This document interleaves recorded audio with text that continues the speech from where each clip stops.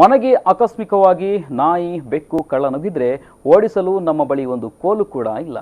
ಮೊದಲು ನಾವು ನಮ್ಮ ರಕ್ಷಣೆಯನ್ನ ಮಾಡಿಕೊಳ್ಳಬೇಕಾಗಿದೆ ಎಂದು ಸ್ವಾಮಿ ನರೇಂದ್ರನಾಥ ಸರಸ್ವತಿ ಸ್ವಾಮೀಜಿ ಕರೆ ನೀಡಿದ್ದಾರೆ.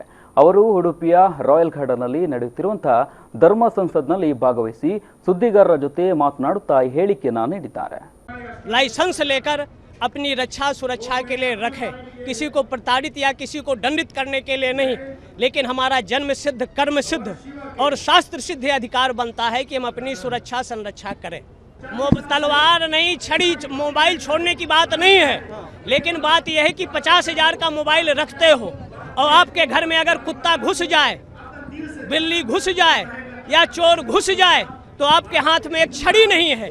इसलिए हमारा ये कहना है कि मोबाइल रखो, लेकिन उसके साथ साथ एक लठ, एक बांस की छड़ी अपनी रक्षा सुरक्षा के लिए अवश्य रखो। तलवार रखने की बात हमने नहीं कहा, लठ रखो, नहीं असलहे रखो अपनी रक्षा सुरक्षा के लिए। अब ये तो जो देशद्रोही हैं, आतंकवादी हैं, वही बिल्ली और कुत्ते हैं। भाई जो मुस्लिम बच्चा पैदा कर रहा है उसके लिए समान कानून बनना चाहिए, समान नागरिक संहिता का निर्माण इस देश में होना चाहिए।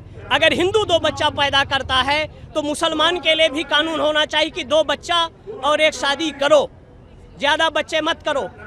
चाइना जैसे कठोर जनसंख्या नियंत्रण कानून इस देश में लागू होना चाहिए।